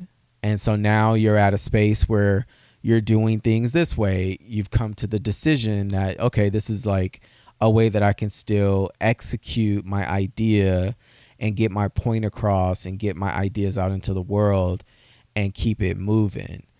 And again, like I said earlier, like what would be the difference? Not what would be the difference, but what could happen or what has happened is like, you're not the same person that you were You have different ideas, influences now. So like what you were thinking before is not how you're thinking now. And how you're thinking now is not how you're going to be thinking, you know, next time you revisit the situation. You might be in a studio. You might be in Paris. You might be in front of the Louvre doing the same thing. So like, I don't know. I think the moral of the story is like never limit yourself, you know, because there's always like where there's a will, there's a way. And if and another thing is like what's for you is always going to be for you, and you don't have to chase it. It's going to happen. It's going to come to you. Like it's like the law of attraction. So like, you know, sprinkle that in there. Like what's really for you is actually you're a magnet for it. Like what is resonating in your field of resonance is you're drawing that shit in. Like it's like some superhero shit, like Magneto. Like that shit is being drawn into your experience. That's why you're here, because you're a part of my experience. Yeah, 100%. I mean, and that's I'm still learning that shit. I mean, I know better. I think because I've been told by too many people that shit already. Yeah. But like, it's real. Like I know better. You know what I mean? And bong. Yeah. I mean, bong bong. Why you don't have a mallet? I do. I do have a mallet. But yeah, no, it's something that I need to like be cool with, because like trust the process. Yeah, you're doing great. Like I just wanted to say that. Like I love like talking about that shit and like seeing it in people and like explaining it. You know, like that's all. Like I think you're doing the thing. I'm doing the fucking thing. I'm You're like doing I it. have a couple of mics that I if I go to them this week, I have to get a podcast with some people there now, because Yeah. like this is such an easy. What do you setup. mean mics? Like open mics, like Oh. for stand up and shit like that. Like, because like I'll just get on stage and do my shit and then just hang out afterward and then be like, that's a podcast. Like we could have just recorded a podcast. Like, Yeah, just keep it on you, and then that's your style. Like as you're like growing your thing, it's like organically kind of like turning into like alchemizing into what it's supposed to be by you just showing up as your natural self and doing what you do, but also being prepared to like record is allowing you to like record those moments and put it into this space. I think this space is beautiful. It's cool. Word. I mean, and that's the thing. It's just like you're gonna, like you said earlier, you're gonna suck at stuff at first, right? And that's part of it. Like you suck. I need to stop like leaning on the fact that I had done the podcast for like 2 years straight. Yeah. Like, yo, let's record today. Bang. Yo, let's record today. Bang. Like, you know what I mean? Just upload. And like, Yeah. I need to just get back into that space. Like this winter, this fall really, but like this fall, like that's my focus. It's like, all right, let's see what I can do. I have all of the tools. I have literally no excuse not to record a podcast with somebody. I'm not carrying around this big old crate with a bunch of like fucking like recording equipment anymore. Like I have tapes. Yeah, no, it was a mixer, Reel like, to reel. I had 2 mics and a mixer, like this long ass mixer that like I would just carry the around. mixing board. Yeah, I had a mixing board with. Where is it? Do you still have it? Yeah, it's still at the crib, but I use it. dope. I use it as an amp for my vinyl now. Yeah, this is like that's like a receiver situation. Like it is so much more than what I was using it for, and like now I'm actually able to use it for what it's like. One of its many purposes. Like it's not just for podcasts. And like now that I've come to that conclusion, I'm like, all right, fuck it. What else can I do to fucking improve what I want to do? Because like I haven't been doing what I want to do, and I've been accepting that judgment from other people for doing what I want to do. But it's just like one of those things where it's like, if I'm not doing what I want to do, then what's the fucking point of doing anything? You know what I mean? What you want to do is play that Jazz Liberators. Let's fucking do it then. Like, yeah, wait, don't do it. Bong. All right, there we go.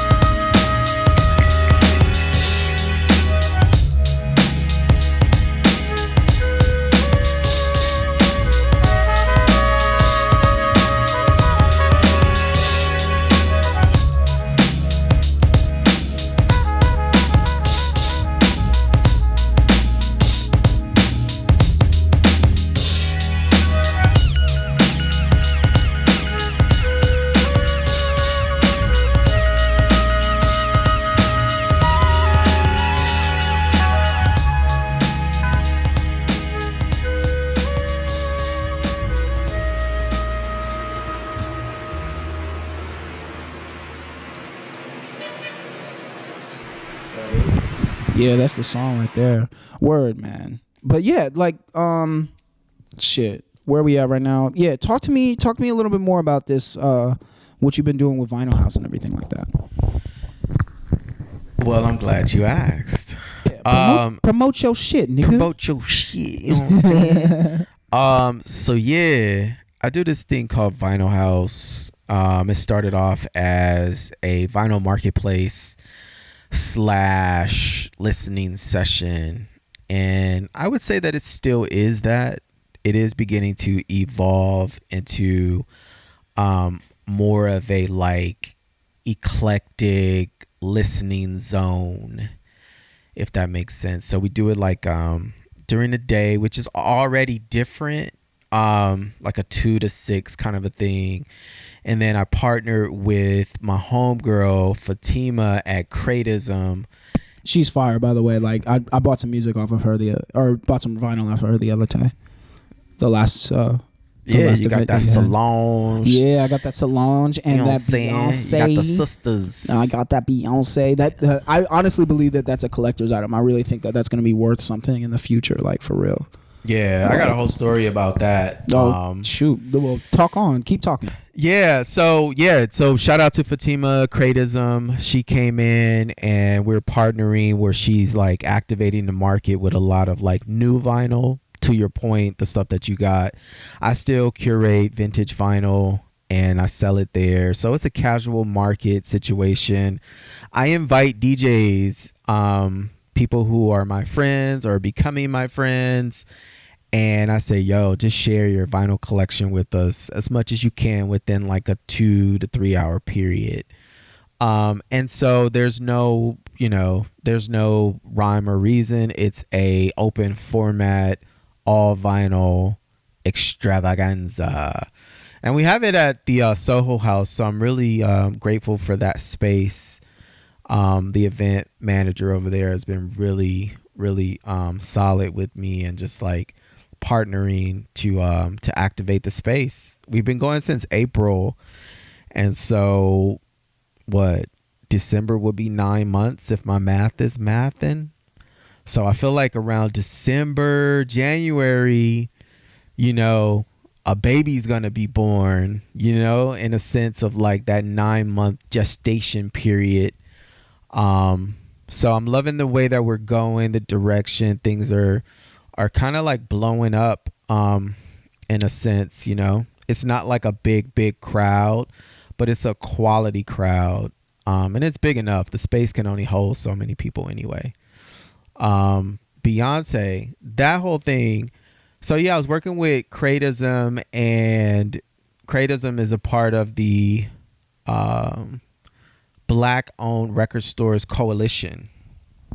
And so for that Renaissance album, so originally Beyonce and her team dropped that vinyl album when it came out on her website, and people could buy it. So some people had it already, and but it didn't have a street date until recently.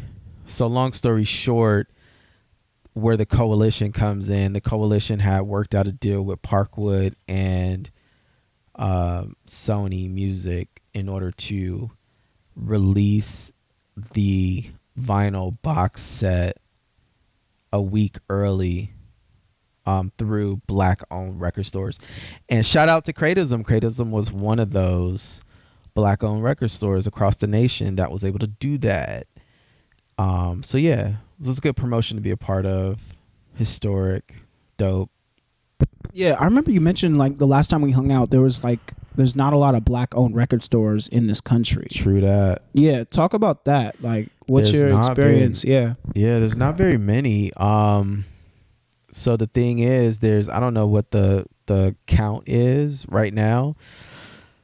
There's 0 brick and mortar in Los Angeles that are black owned. Let me clarify. Reformation Club is a bookstore, black owned, off of Jefferson.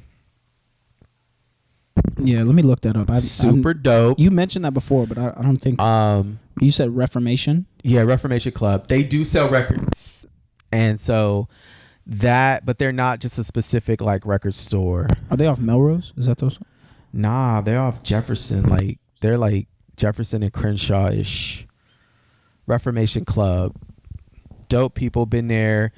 Fire aesthetic, great curation. But as far as record stores, so Long Beach has a record store, VIP, the legendary VIP Records. VIP Records. What block is that off of? I don't know, but it was the VIP Records that Snoop was in, like his video. What's my motherfucking name, Snoop Dogg? And he was on the roof. That's that spot. Okay, all right, then I definitely know. Okay, I know where that is. Yeah. I would just go say Long Beach Boulevard, but I don't know. Yeah, I'm lying if I say that because I don't really know exactly where it is. Although I do know that they just moved because I talked to Fatima this morning, I think, because she was out there yesterday with them and she said they got some heat. She was like, yeah, she said they got heat, and I was like, oh yeah, I might be down in Long Beach later on this week then. Shit. Yeah, VIP is dope. Word. Black owned, but then there's other stores in San Pedro. There's another one.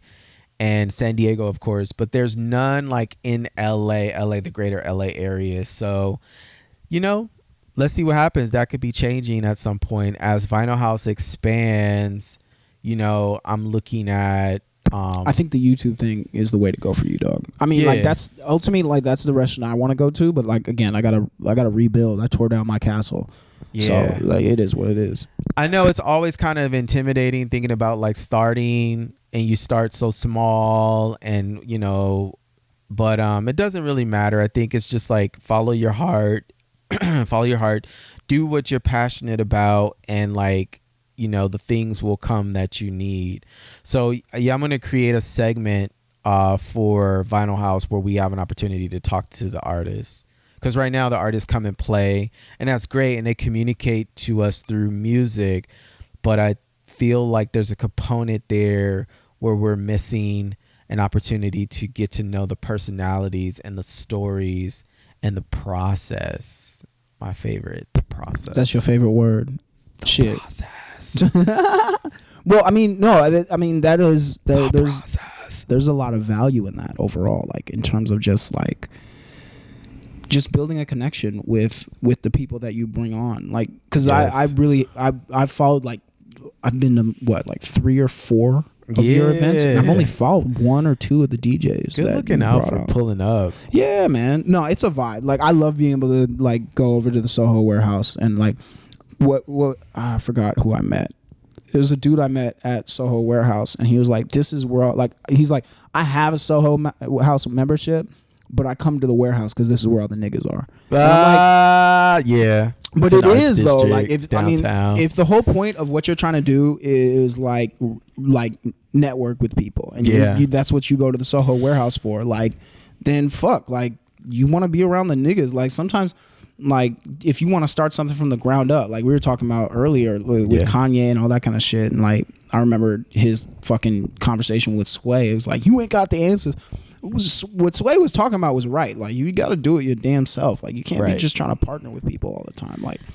And like, now he says Sway has the answers. Yeah, see, and that's the thing. Like, I gotta take everything that Kanye says. I'm bringing it back to Kanye, by the way. That's fine. We started with Ye. We will end with Ye. You're goddamn right. Donda. See, I don't really love that album like that too. Like, I'm a shut up, blasphemy. That album is beautiful. What do you mean? I don't love the fact it. that it's all black. The cover is all black. It's like. Jail is a great song. I'll leave it at that. Like that album is spiritual. Let's just say that. All right, for sure. I'll give it a re-listen. Throw that in the whip while I'm driving around town. I wouldn't listen to it in the whip though. It's not a whip. Nope. What would you suggest? It's a nighttime album. All right, for sure. All day. All right, for all sure. night. I mean. No, I dig it. I dig it for sure. Yeah. I have to revisit that. It's album. like a Midnight Marauder. You want to talk about it? It's like, I mean, it's a Midnight Marauder without saying it's a Midnight Marauder. You just have to know it's a Midnight Marauder because no one's gonna say it. You're just gonna know it. If you know, you know. If you know, you know. That's the type of time. Yeah. No, great album though. All right, I gotta give it a re-listen because like for me, like it just hit me at a weird time, and I was just like wasn't fucking with it. Right. Like sometimes it's the timing. I always say this about music, and that's the thing I love about like what I do now. It's like my whole thing is about sharing music. I started as like selling music, well, collecting turned into selling, and then now selling is turning into sharing and having conversations about it. But like music is one of those things where it's art, right? And good art is always timeless, right? But that's always subjective because each individual person has a different type of palette of like what they like, you know. And some people may never like a certain thing, you know. Some people grew up not liking green beans and they like, I ain't eating that shit as an adult either. Some people are like, well, I'm gonna try it when I turn 17 because that's what's on my bucket list. And I'm gonna eat some green beans. And then they end up liking it, or they take it in at a different, you know, in a different way. So I think it's, again, going back to like being open to the art and allowing the art to come into your life and do what it's supposed to do at that time. And sometimes the timing is it's not for you. But back to my point, this is where I was. Good art is timeless. I can listen to new music. So there's a such thing as new old music because there's so much music in the world. Like we just haven't heard it all. So like I'll listen to stuff that I've never heard before that was done in the 70s or the 80s. And I'm like, I love this shit, but it's new to me, even though it's old. It's timeless. It's timeless. And that's the thing. I mean, we can get into it. I mean, we're coming up on about an hour right now, but like in terms of just what makes un hour, un hora. In terms of what makes music like valuable to me is what you're makes recording. Music valuable to you? What you're recording in that room, in that studio, or even right now, what we're recording. This is a moment. Like we're recording a moment in time. And the reason why I think it's a little, to me at least, this is a medium that's more powerful, and the reason I have so much respect for it is that you're recording a 3-dimensional picture of this moment. Like all the shit, the train running around in the background, the goddamn echo with this high ass fucking ceiling in here. Like there's, bro, don't be coming from my ceilings, man. Yeah, I'm coming for your fucking high ass ceiling. Ceilings, Jesus you know fucking Christ! There's so much goddamn echo. You can hear this shit anywhere. It's okay. But you're gonna be all right. No, it's fine. No, that's. I mean, like I said, you're recording a 3-dimensional picture of this moment. Like, and that's kind of why the mobile setup is the reason why I'm going for that now. Because it's like, what am I doing if I'm not recording everything that's going on in this moment? Like, what is of value here? When I'm recording, it's like is the value of the fact that I finally got this one person to meet me at this studio this one time. Sure, that's of value. But what's of more value to me is like, no, let's have a moment. Let's drink some tea. Let's have a conversation about this Ye shit. Like, I'm still not fucking with Ye off of what he said. Like, I'm still fucking mad. Like, I'm not comfortable with this shit. But it's okay. I'm not letting Ye go. You know what I mean? Like, I'm not gonna just let it go. Like, and that's like, a great place to be. I love that you can agree to disagree. Yeah, of course. Kind of thing instead of like, you know, canceling someone. I'm not canceled. I mean, I've canceled folks.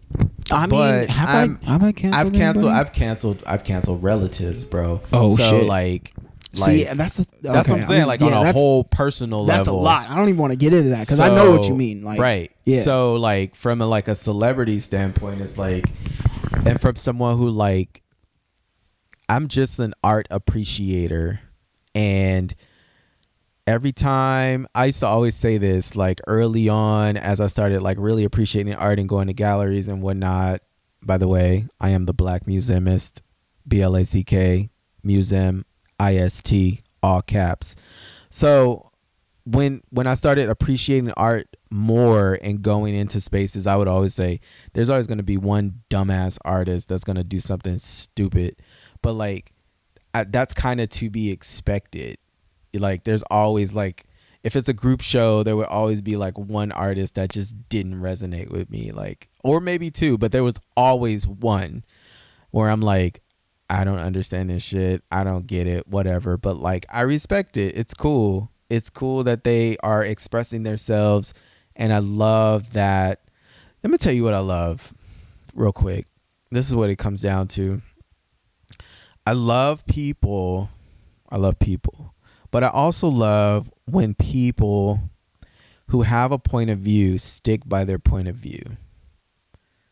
And I think that's a hard thing to do when you have a lot of celebrity power, because you have so many people telling you what your point of view should be. Shit, you got that shit and you're not even a celebrity, and you got people trying to tell you what your point of view should be.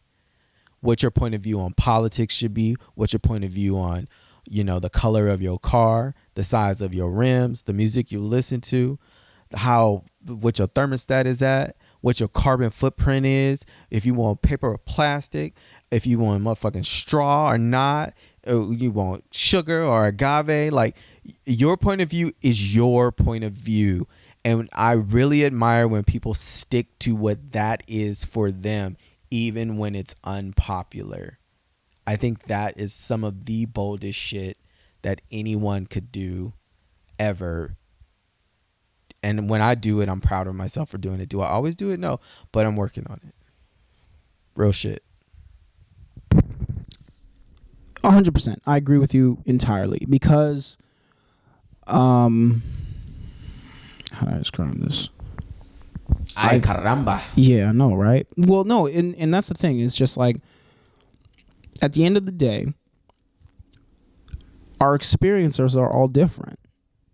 And to stand behind yourself is not easy. I think that's the main reason why, like, Ye is not over his mom, because like that was the one person that would always tell him, no, you're great. Right. You're gonna be great. Every nigga deserves a Donda. I'm not gonna talk about my mom, but no, I'm just saying that was like one of the every niggas deserves like memes things that they put out, those little sayings, and I was like, that's a good one. But that's real though. I think everybody needs like a mother that's gonna be like behind them every step. Right. And that's something that not everybody gets the opportunity to have. And some people have that and they don't know they have it until it's gone. And like, Ye. Ooh, that's some Janet Jackson shit. Ooh, I was listening to Control last night. I have that vinyl. I found that vinyl at the record store over there in El Segundo. Fire. At fucking $10, dog. Fire. $10. Fire. Great album. Great condition. $10. Yeah, they got some gems in there. Fuck yeah, man. I'm so glad. I'm glad you know Sally. That made me so happy. Yeah, they got gems in there. But yeah, man, like That's the gym spot. That's that $10 Janet Jackson Control record. I was listening to that front and back all night last night, just trying to chill. So good. You got me. I'm about to drive out there. Dude. Actually, I'm not. I'm about to catch the train. No, I'm not. You can catch the train. It's just not going to be a quick ride. I know. It's going to be like, you got a 45-minute walk after the train. Yeah, dude, that's a fucking mission. Getting all the way into El Segundo, it's all tucked in there. You know what? There, like my sister was talking about that there is a little bus line that goes through that way. Nice. Like if you get off at the aviation station off the green line, off the aviation station, there's a little bus. I forgot what it's called, but it's like Beach Cities Transit or whatever. Yeah, it'll take local it'll take shuttle. It'll take situation. you down to Redondo if you want to, but like if you pull up, it'll drop you off in Main Street in El Segundo, and then you can just go from there. Because the stop of it drops you off in front of the police station. And I know exactly where it is. Yeah, so just coffee shop. If you gotta get dude, that Blue Butterfly coffee shop. Blue Butterfly. That's my spot right there, bro. Yeah, shout out to Marshawn. She put me onto that. Oh word. Yep. Oh shit, niggas be knowing about El Segundo. See, I've always been ashamed and I got of being the from blue El Segundo. tea. I got the blue drink. Oh shit. They got blue tea. I didn't even know that. I always get the same thing. I pretty much only my number one tea, just because it's easy to get no matter where you are in the world, let alone where you are in the country. I always get green tea. Give me that green tea. I'll take a green tea, please. Yeah, they got a Blue Butterfly tea that's actually blue. I don't know if it's a black tea or what, or a oolong. I don't know, but it's blue. It comes from a flower that's blue, so it actually turns the water blue. That's dope. That sounds like some fucking space shit. But like, you know, like how they be drinking like blue milk Space in like Odyssey. Star Wars and shit. Like they be having like the blue milk and shit like at the bars. Like, let me get one of those blue drinks. Yeah. Anyway, I was talking about fucking Star Wars. I'm pretty sure they just got milk and put blue food coloring in that shit. That's gross. Whatever. Anyway. That's mega gross. I mean, shit. If you want a blue drink, I can give you an easier, cheaper way. Food coloring is cheap. You can get that for like $3. Nah, I'm good. I'm good. Shoot. See, I'm gonna want to get some fucking. Now I want ice cream. I was just thinking. There's this one dude. It's like a Cold Stone or a Cold Creamery or whatever on TikTok or whatever. Okay. And like it's whatever. This is stupid. I hate TikTok. The Chinese Let's government. talk about TikTok, bro. Okay. Let's talk about TikTok. TikTok. I don't know how much time we got left, but like, tell me your thoughts on TikTok and why you hate it. I don't like TikTok because of two reasons. Number one, Why? it's addicting as shit. Okay. It's addicting as fuck. All right. Number two, and this is not to be racist. It's not. I don't dislike Chinese people. I'm gonna say this off the bat. Okay. The Chinese government, Some of my emphasis friends are government. Chinese. I have Chinese friends too, but the Chinese government, emphasis on the government, has so much control over their companies that are in their country that it just makes me nervous that like there's this company that just kind of like does whatever the Chinese government wants. Plus, on top of that, you know how much cultural data, the amount of data, I was talking to somebody about this the other day, the amount of data that Facebook collects on people that were unaware that they were collecting so much data on people. Can you imagine the kind of weird shit, weird shit that people get into on TikTok? Like I'll tell you one person that I used to have come up in my TikTok feed.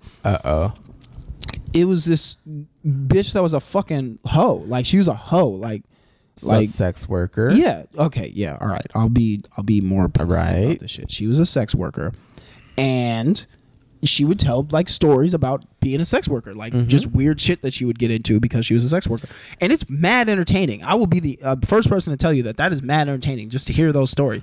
But also, I don't really need the government. I don't need anybody to know that I'm interested in these stories about sex workers. Like I think it's. I mean, but does it matter? You're right. That's the thing. Like, but like, listen, like, just hear me out. I will. Does it matter that they know? Like, what are they going to use that for? And if they are, like, it's a if, and you know, it's questionable. Like, so I don't think it really matters, except if it matters to you, it matters to you. That's I true. think that's what it comes down to. I think so you know I can't what? really Yeah. say what matters to you is not valid. You're right about that. I will say this though. My TikTok I mean, because if you algorithm. watch porn on your internet, Well, no, I use a VPN. I use a some point. VPN and incognito mode, so nobody needs to know about that shit. Right, because it's like it's Privacy. some Black Mirror shit. Yeah, man. Okay.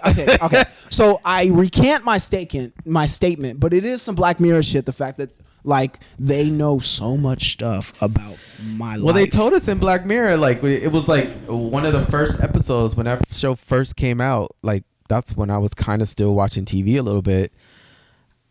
They just kind of like spelled it out, but like I don't know, man. I feel like there's Andre 3000. But then there's Kanye, who's also like, I feel like is in the future. But I'm also one of those futuristic persons. Like I have an ancient soul, but like ancient and futuristic are like one and the same. So Afrofuturism has always been a thing. Yeah. And like I feel like I dwell in that realm. So what I'm saying is I already kind of noticed that they were just showing us like where like you just know certain things are going to happen. Like the whole Black Mirror shit, I feel like we're kind of living in that now. Big time. Like the first like episode I've seen of Black Mirror where they were like basing everything off of like, scores like on an Uber, and people had, it was kind of like a credit score, but it was like magnified where everyone had like a rating. And so that determined like your friend group, where you lived and all that shit. And I'm like, that's how things are. If that makes sense. Yeah, I think it does make sense because like there's I don't know. There's a lot to be said about what you give to the universe, let alone the internet. Okay. And you kind of receive what you give. So I guess maybe I'm judging myself for loving these stories about prostitutes, sex workers. You know what I mean? Like, well, I mean, but there's nothing wrong with that. If I that don't is think what there you're is. like into, Well, like it doesn't make you a bad person. No. Only if like, have you read the 4 Agreements? I have not. So what he talks about in the 4 Agreements is like what we agree to, and like growing up, if you've agreed to certain things being shameful, then you have to break out of those agreements when you like, if you don't want to feel that shame anymore. If you're like, just like a really quick version, but like that's the point. It's like a lot of the stuff that we've agreed to that we may judge ourselves for, the internal judge, that, and he talks about that. I forgot the author's name, but y'all know there's 4 Agreements. So it's a pretty. I've heard of the book. I just haven't read it yet. So there's like these agreements that we agree to that aren't necessarily our beliefs, but they're beliefs of others, our loved ones. They were doing the best they could by instilling those beliefs in us. We agreed to it. Once you agree to it, whenever it comes up and you go against what you've agreed to, then you start to judge yourself and you become your own internal judge, which is like self-deprecating type of behavior that we will do for years and eons, not really knowing that we're like chipping away at ourselves for liking what we really like. So when it, that's why I love the way that now we can rephrase, prostitution into like sex work. We can rephrase like, just hoe into like sex work, and like rephrase it and like, not recalibrate, but like, just like give it a new look at it from a different lens, instead of the lens of like what we were taught to look at it as, because that is not sustainable. That doesn't work for everyone. And it's like unfair to ourselves and to others to look at things with those types of lenses that weren't even created by us. They were created by like, not even the generation before us, but like the generation before them, and then the generation before them, where shit was really fucked up. Women couldn't do shit. They had no control over their have bodies. Have you read Iceberg Slim? Bruh. Yeah. No, but Dude. I know who Iceberg Slim is. Dude, so I know who that is. The first time I read an Iceberg Slim book, I was 18. Yeah. And dude, that shit changed That's my the pimp, right? Yeah. From like on Figueroa? No, he's from Chicago. Oh, that was like okay. Yeah. But that was Freeway. I can't even say it. Freeway Ricky? Yeah. Yeah. That's Figueroa. Yeah. That's the LA Because shit. he used to live. The reason he was called Freeway Ricky is because he used to live next to the freeway. Right, and there's all the motels right there. Yeah. My uncle lives like right there. Oh shit. Manchester. Anyway, so like Figueroa. I guess the reason I have such a weird like obsession with those stories is because Tell me about your weird obsessions. well, no, fuck you. Tell me more. Tell me more. I What do you wanna wanna know. What do you want to tell me? No, I guess that's where a lot of my obsession with that culture comes from because like I was obsessed. I don't know how I figured out about those books, but like I think I was like hanging out with some black kids because there wasn't very many black kids at the college I went to. It was like 3% black people, and it was still the most diverse college in California. Which is fucking crazy to me. It's like I don't know where all the black people now are going it's to like school. ain't no black people there probably. I mean, I don't know. They're like they whatever. I'm not even gonna get into that. But like I read Iceberg Slim's book Pimp back in when I was 18, my freshman year of college, and it changed my perspective on a lot of things, man. Like it shaped how I felt about sex work. You know what I mean? Where it was just like, because from his perspective, he was just like, these are the people I hang out with, and this is what we do together. Okay. And these were broken people. So like seeing sex workers not be broken people is actually something that's kind of like cool. Like it's cool to see that, like for real. Like, and I guess what you're talking about with the stigma and all that kind of stuff, I guess stigma. I haven't gotten over a lot of the stigma that I got for when in my past when I was hanging out with a lot of like strippers and sex workers and stuff like that. Yeah. Because like that's what I was telling you about, like when I would get out late at night. Yeah. Like those are the people I was hanging out with. Those were the people on the streets. Yeah. And I was like, all right, you just made a bunch of money. You want to go do something? Like, let's go do something. And like at a certain point when I came back down here to LA, it was like, all right, let's go fucking do something. Like I have this thing that I want to turn it into a bit, but like I went to Disneyland with 2 strippers, and it was probably the most fun I ever had in my entire life. You did? Yeah, it was a blast. They paid for everything. It was wonderful. All I had to do was like sit in the back of the car and go for the ride. It was beautiful. It was a wonderful day.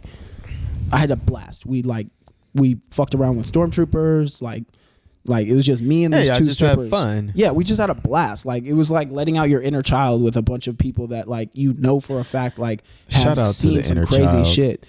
Shut up with the inner child. Yeah, shout out to the inner child. Someone shout out. Okay, I was like, you said shut up, and I was like, yo, that's crazy. No, that's a Let shot. that boy talk. Nah. Shout out to the inner child, For bro. real, like man. quite the opposite. Yeah, no, it was a beautiful experience. Like it was probably the most fun I ever had Exactly. at Disneyland because I did it with like people that like needed it. You know what I mean? Like it was like it was a valuable experience for me because it's just like these girls are like doing whatever they got to do, and it was like, no, let's just go to Disneyland. Let's have a good time. Like and like that was the most fun I ever had. Like we ate food, we rode on rides, we had a fucking blast. I think it's important for because what I'm receiving from what you're saying is that, you know, I think it's important that we respect other people's experiences, because not everyone's experiences is the same, especially amongst black folks. I love to bring that out. I know that I had an interview on Dub Lab and I talked about glorifying black, and someone had asked me a question about that, and I was like, well, yeah, because I love blackness. But I think it's important that we respect other people's experiences, because we come from, there's so many, like there's this whole spectrum of like ways that people are brought up, and not everyone's is the same. There's some stigma, some shame that's taught over here that may not be taught over there. I think it really comes down to you just really like owning who you are, once you find out what that is, so I commend you for, you know, how you've talked about, you've, you know, kind of went through some things to kind of get to where you are now, understanding like your position and where you stand in life around, you know, just certain ways of living. So I'm like, I think it's important to really like respect, you know, everyone's like experiences. And yeah, that's what I'm trying to say. Yeah. No, I think it's valuable. And I think sometimes you gotta go through the shit. Like, you gotta hang out with people like fucking, I hate to bring this up now. Well, no, I don't hate it, but it's just kind of cliche. You gotta be like Jesus sometimes. Like, you gotta hang out with some prostitutes. Bruh. You gotta hang out with some tax collectors. Bruh. Dead ass, man. I already know. I know. Dead ass. I already know. I already the Christos energy, bro. For real. For real. Or for Christos. real. Christi. Jesus Cristo. Mm-hmm. That's the name. Shoot. We could end it. I don't even have a good Jesus song. Well, no, I do have a good Jesus song. Fucking Jesus Walks. Come on, you already know. Like, we both there. Like, yeah. I'm like, come on. As soon as you said that, I'm like, that has to be it. That's how we're gonna end this podcast. That has to be it. My guy, dude. Thank you for doing this on a whim. Yeah, man. This is perfect. I'm gonna go edit this shit and try to put this up as soon as fucking possible. Because I like, if I stay on this wave, then it'll get done. So I just got to do it. But no yeah, problem, Jesus man. Walks, Kanye West. Thank you for discussing Ye with me. And this is like most people's first introduction to Kanye West in the first place, unless they were like me. Yeah, I know most people. All the God's soldiers. We at war. We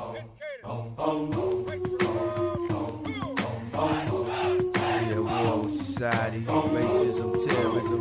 Most of them, we at war with ourselves. God show me the way because the devil trying to break me down.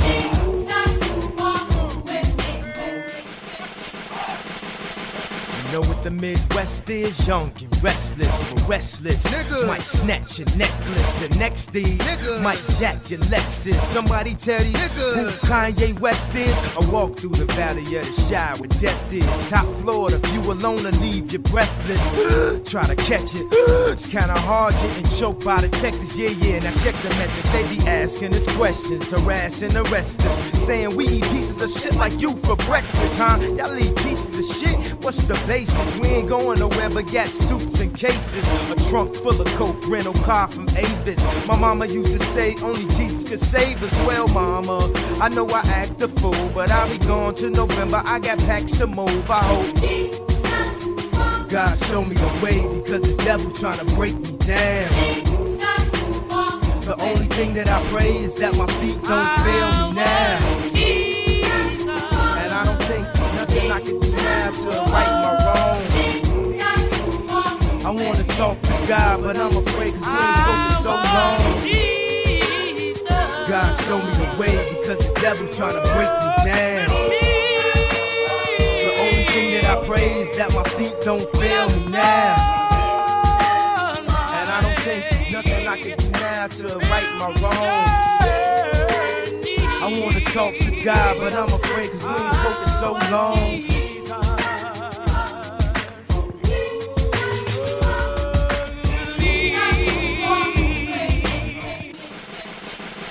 Yeah, to the hustlers, killers, murderers, drug dealers, even the strippers. To the victims of welfare, feel we living in hell here, hell yeah. Now here we wanna see the more